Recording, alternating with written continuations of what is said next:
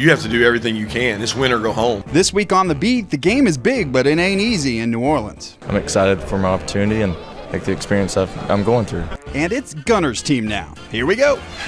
Giving you the insider takes and the big picture view on the Dawgs. This is On the Beat, presented by Ingles with DawgNation insider Mike Griffith and Cody Chaffins. And welcome into On the Beat. It is New Orleans and Sugar Bowl edition. Cody Chaffins and Mike Griffith with you. Mike, we pulled you away from Bourbon Street just long enough to do this show. That's right. Get me off the street and get me back in the media room. So it was in this room today. We had Media Day.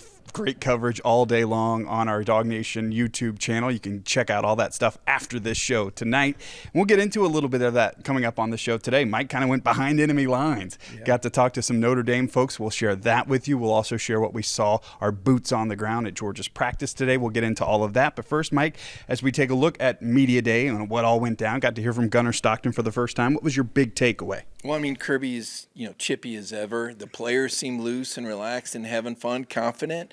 Notre Dame likewise. Notre Dame pretty dialed in. They kind of trying to play that underdog card. But, you talk to Georgia and Kirby's talking about how some losses may have been needed, Cody, for them to learn this resiliency, learn some lessons early about what it was going to take to navigate that schedule and get to this stage of the playoffs. Everybody wanted to talk to Gunner Stockton, and everybody else was talking about Gunner Stockton. And everybody kind of had the same message. We all believe in Gunner Stockton. What did it take for this team to already have this confidence in him? Well, I think all the practices, that Gunner's been through. I mean, behind those curtain gates, there's practices going on all the time.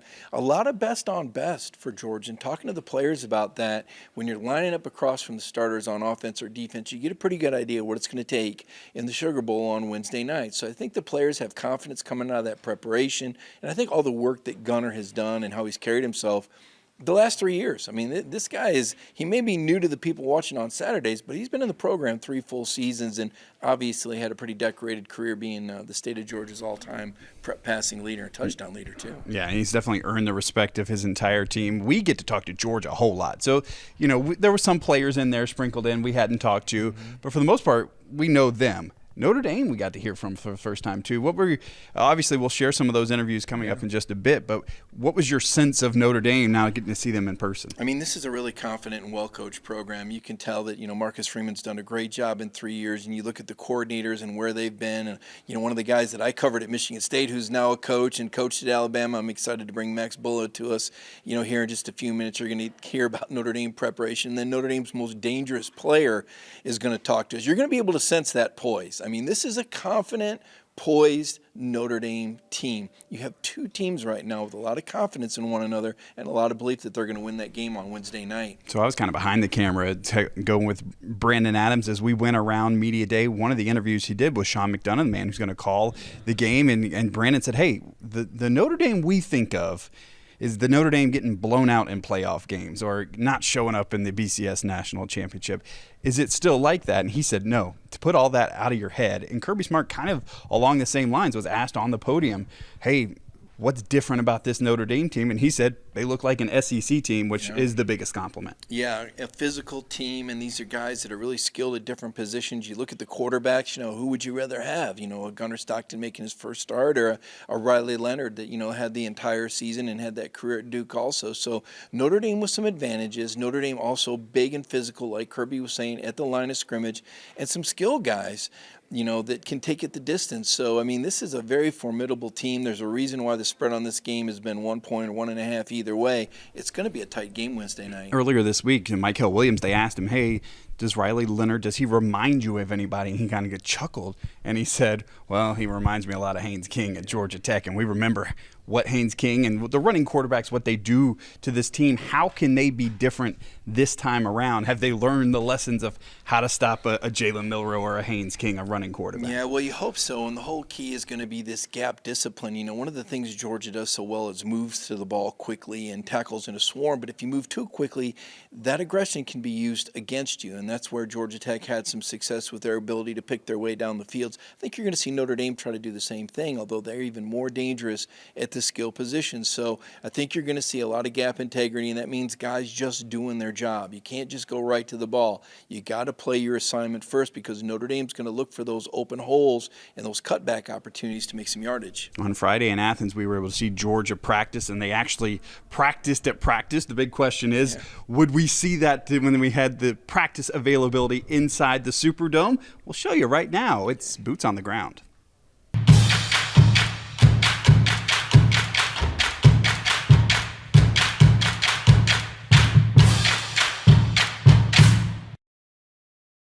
And there's your answer. It was, in fact, yoga time inside the Superdome. And for the first time in Boots on the Ground history, we're actually going to bring up a little music to help the mood. Much better. We did put eyes on Gunner Stockton showing off his flexibility. Dogs are hoping that's the last time he's laying on the turf inside the Superdome. How about Lawson Lucky right up front? This yoga is something Georgia's done for years now at the end of practice to get a good stretch in.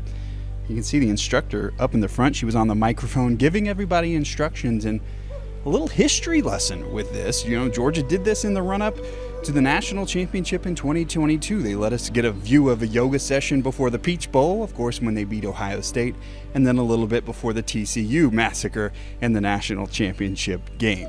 Now, to be fair, earlier in the day when Notre Dame practiced inside the Superdome, it wasn't really much like football practice either, more of a walk through the Gold Domers, were without the gold domes as they kind of walked through getting ready for the Bulldogs. And we'll finish with one final shot of those downward dogs, and we'll ask that you namaste right there as we will be right back. It's On the Beat, presented by Ingles. It's good!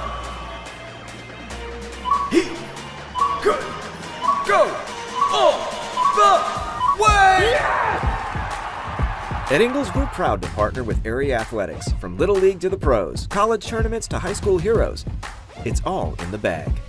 You ready? Hold on, let me check the score. Ingles, low prices, love the savings. Well, what a scene it was on the tarmac of Louis Armstrong Airport as the Georgia Bulldogs pulled up in their Delta Airlines plane. The Dogs making yet another trip to the Sugar Bowl and yet another trip with Delta Airlines. They are, after all, the official airline of UGA athletics. And how about this fun fact? Delta's relationship with UGA dates back to 1980 when the airline transported the team under then head coach Vince Dooley to beat Notre Dame in the Sugar Bowl in 1981. We are thankful to have Delta Airlines, a new partner with us here at DawgNation and sponsoring On the Beat tonight. Now it's time to catch up with Mike Griffith, who went behind enemy lines to talk to the Notre Dame Fighting Irish. Well, Mike Griffith here, and I'm here to interview Max Bulla, a guy that I got to cover when he was a player at Michigan State, one fierce middle linebacker, and now one fierce linebackers coach for Notre Dame. Max, you once faced Notre Dame as a player. Now you're a part of that staff. Tell me a little bit about the Notre Dame culture now that you're inside of it instead of lining up across from the Irish. Well, I think, Notre Dame's always had a rich history. My family's actually part of that on the other side of my family. But to get in the locker room and in day-to-day with these guys, like they're just – and again, I'm not from here, but we say it in recruiting, we say it to our players, it's different. Okay, these kids learn a level of maturity that at least I know from my experience I didn't learn until years after college. I mean, they learn to do the cliches that we all hear from little kids. Eat the frog in the morning, do the hardest thing in the morning, and then the rest of your day is better. Schedule your time block, schedule your day. So all those little things that no one likes to talk about, none of the sexy things, but it's what builds the foundation to be a successful player, but also successful later in life. That's what's different here, and it's been really fun for me to be around, to be honest with you. I've learned a lot from being around these guys. College football, quite a family now, Max. Again, played at Michigan State. Nick Saban once coached there. Mark D'Antonio, your head coach, learned from Coach Saban. You coached under Coach Saban. Any similarities that you see between this Notre Dame winning culture and what you learned while you were at Alabama? At the end of the day, it's about the players. The coaches creating a path, a plan, a goal, a vision, and the players ultimately buying in and taking ownership of that. That's, at the end of the day, what's most important, I think, at this part of the season. And nobody has done that, in my experience, better than the guys we've had in our locker room this year. Now, does that guarantee us anything? No. It doesn't mean anything. I've been a part of a lot of special teams. Going back to Michigan State, I think we had some really special teams. But these guys are really starting to come together. They're doing it for the right reasons, and they understand that each day is just a new opportunity to keep pushing. It's not about the next game. It's about the next day to get better, to put us in position for the next day, and I think we've done that. Now, when Max was at Alabama, he was part of a staff that had to prepare for Stetson Bennett, a quarterback with a lot of mobility. Max, I got to ask you, Gunner Stockton, I know you've watched the film. Are there some similarities? Gunner hasn't played, quite as much. I think there are some similarities. I think it'll be interesting to see how it plays out, to be honest with you. I haven't seen a bunch on tape to know exactly what it's going to be, but I'm interested to see what we see.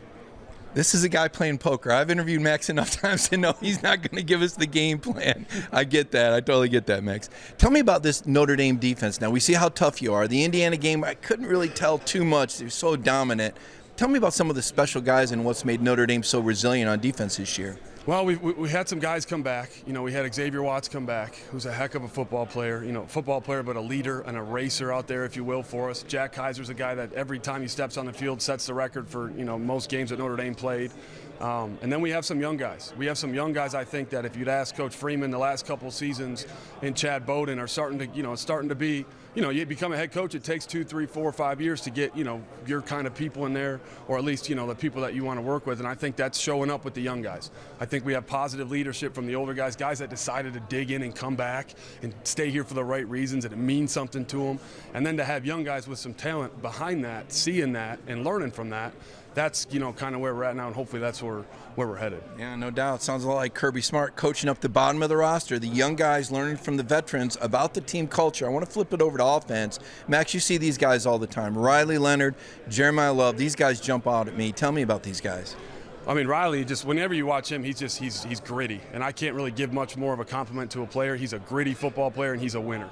You want the ball in his hands at the end of the game. Whatever he's doing with it, he can figure that out. But he's a guy that's proven to be a winner, and that's something I respect more than anything.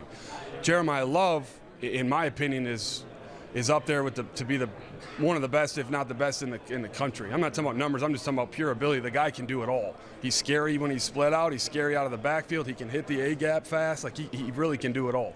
So it's been good for us to play against him. We just did one-on-ones against them the other day in practice, and it's been extremely beneficial for us to learn, in practice before Saturdays from them. Great stuff from Max Buller. Rising star in the coaching ranks, outstanding linebacker to cover. Thank you, Max. I appreciate it. Thanks for your time. I'm here with Jeremiah Love. This is the home run hitter. This is the game breaker. This is a difference maker. Jeremiah, I know that Georgia was on you coming out of high school. Tell us a little bit about that recruitment before you ended up at Notre Dame. Georgia just kind of hit me up. Their running backs coach, Dale McGee, I believe. Yep, Dale McGee. He was really cool. He did a great job recruiting me, but went up for my Georgia visit, got to meet their head coach, Kirby Smart. It was a great school, great environment, great facilities, great coaches, but, it just wasn't the place for me, I felt like. But they showed me around well. But yeah, then again, it just wasn't a place for me, I felt like. With good reason. Jeremiah was a 100 meters champ. Indiana found out the hard way. It was like a 10-600, dude. They're like, what are you, 200 pounds doing 10-600? That's not supposed to happen. Tell me about that game-breaking speed, and have you always been a lightning quick back? Because you also have some running skills, not afraid to run over people either. I've always been fast. Pretty much my whole life, I've always been faster than others. I've always been very physical, too. In high school, I didn't really have the weight I had now, so I didn't really run over people as often. But I've always most definitely had the skill. I've always been a good lead blocker. Always been a team player. But yeah. Yeah, Georgia knows. They've been watching a lot of film. Now, Coach Denbrock has joined your staff. This is the guy that coached a Heisman Trophy winner at LSU. What has he brought to the offense? You guys look very multiple out there. I believe he's brought explosiveness, bringing over his offensive scheme and stuff like that. Definitely, coming off of really coaching the Heisman Trophy winner. But he's most definitely brought explosiveness, variety. There's a variety of ways we can make plays out the backfield, wide receiver room, at a quarterback. So he just brings variety and explosiveness, and he's also just a great person too. He's a really cool person. Sometimes doesn't even feel like he's our offensive coordinator or doesn't even feel like he's a coach, the way he interacts with us. But, yeah, he brings a lot of things to the table. Now, we know, Jeremiah, you're a student of the game. It's not just take the ball and run and look for a hole. When you look at this Georgia defense and you see a guy like 13, 11, 32 on the edges, how much of a challenge does this present for your offensive line and for you in the Sugar Bowl? It's going to be a great challenge for me and for everybody on the team. They're a great team. They got great players, great D-line, great linebackers, great secondary, great players really just all around the board. It's going to be a great challenge for us, for them, and we're going to go out there and compete like we do with any other team. They're going to come out there and compete as well. This will be their first playoff game that they play, but they've been there before, so they know what to expect. They know how to prepare and all that type of stuff. But it's going to be a great matchup. They got great linebackers for me and the backs to compete against, and it's going to be a battle of who can be the most physical and who can really last the longest. Last question for me for Jeremiah. Obviously, there's been a lot of build-up to this game. The point spread is very close. A lot of people calling it a toss-up. What has this season meant for you, though? Notre Dame had that tough loss to Northern Illinois, backs to the wall every week. What does it mean just to be here for you? It means a lot. I've been training with these guys ever since last January. So, being able to, start there and then make our way all the way to the playoffs and the Sugar Bowl at that, it's an honor, and it's also a blessing, how far we've came. I really love the dudes that I get to, practice with every day, get to play with every day. Not every day, but on game days with. And, we're here, and we're here to compete. Really, we're here to show the world, what we've got, and how great of a team we are. And, Wednesday or whenever the game is, we'll show everybody that we're contenders. And, yeah. There he is, Jeremiah Love. He's the guy that everybody on Georgia will be watching. Most explosive player on this Notre Dame football team. I'm so glad you're here. Let's take a look. Anytime can handle all your HVAC and plumbing needs, providing top quality service for a reasonable price. All fixed now. Can we call you again? Yes, anytime. Any day? Yes, anytime. But for the heat? Yes, anytime. For the toilet? Yes, anytime. Anytime you have a problem, just call. Anytime Heating, Cooling, and Plumbing. Large enough to handle your HVAC needs, but small enough to care. Welcome back into On the Beat. It is time for our Anytime Heating, Cooling, and Plumbing Who's Hot and Who's Cold segment. Mike, let's start with who's hot this week. Yeah, well, I don't think there's a hotter name than Gunner Stockton. Everybody wants to know the story. Everybody wants to know how many cows. Everybody wants to know how many miles on his 40-year-old pickup truck. I mean, it is an irresistible story. A guy that's waited his turn and steps into the limelight at halftime, leads his team to a come-from-behind win, and now tries to do the unthinkable and lead his team to a championship run. It'll take 3 more wins, so that story sizzling hot. And then yesterday, right down the street, Brock Bowers goes over 1,000 yards, sets a rookie record for tight ends and yards receiving, and Ladd McConkey, a 2-touchdown performance. Ladd also over 1,000 yards for the LA Chargers, and crazy Jim Harbaugh. He loves him. Then Jim Harbaugh wins games. Say this, sometimes we don't understand Coach Harbaugh, but he sure knows his football. He's done a great job with Ladd McConkey. And they did a great job getting him. If you want to hear every word, by the way, every word about the cows that you ever wanted to know, every word of Gunner Stockton's press conference is on our DawgNation YouTube channel. You can go check out, I think it's like an hour long. Yeah. Poor Kaylee Mansell was there the entire time. So she has that up on our DawgNation YouTube channel. All right, that is who's hot this week. Who is cold? I think Bill Belichick's cold. I mean, when this story happened that Bill Belichick was going to go coach North Carolina and he's got this general manager thinking, this NFL, then he doesn't even show up at the bowl game. Oh, well, he's locked himself in a room. Cody, I'm not buying that. I mean, there's boosters there. There's fans there. There's kids that have stayed that didn't opt out and play in the bowl game. You're telling me that Bill Belichick couldn't take out a half a day to fly to Boston and go to the Fenway Bowl and represent the new school that he's coaching? To me, that's a bad sign for North Carolina. Yeah, it's one of those things. You're either in with both feet or you're not. And it seemed like one of those where it's like, I've got other things to do. And I think it's a different, it's not a business. There is a business part to it, but it's still college football and it's about relationships. Yeah. And if you're going to build those, that is the place to start. That was cold. Cam Ward pulling himself out. Look, I know that's the plan, and better to play a half than maybe not at all, but still, it's a bad look when you're a high-profile player. You're capable of playing but you're standing on the sideline while your team's getting beat. That had to be incredibly frustrating for Miami fans. I think it sets a bad example. I think college football needs to find some answers, and these NIL deals need to have some clauses where these kids play the season out. Right, and that's my question is the NIL deal, did he have to show up to play some, and then maybe he could get off the hook in the second half? But I think you're totally right. He would have been better off just not showing up. Yeah. Then you don't have to answer all those awkward questions about watching your team when you're fully capable to go out there and struggle and then lose the ball game. Yeah, that was a tough one. We did find out also, Cody, and I know we have this story up on DawgNation, Carson Beck will be on the sideline. Mm-hmm. Kirby said, he did have to meet with a specialist after having the surgery that he wasn't going to be able to play. But Carson will be there. He stayed in contact with Gunner as well and really helped him out with his game plan. That's pretty hot. Yeah. We'll say that. A lot of good stuff today. We appreciate Mike and all the interviews he got. We got all of that stuff up on our DawgNation YouTube channel. And we're going to have a ton more coverage as we lead up to the big game here in the Big Easy, Georgia and Notre Dame and the college football playoff quarterfinal. Can't wait. It's Georgia and Notre Dame in the Superdome again. Yeah, not that far away. Georgia now with a 7-game bowl winning streak, Cody. That's the longest in the country. It started right here against Baylor after that 2019 season. Let's see if they can roll on. All right, that'll do it for this week on The Beat. We'll see you right back here next Monday.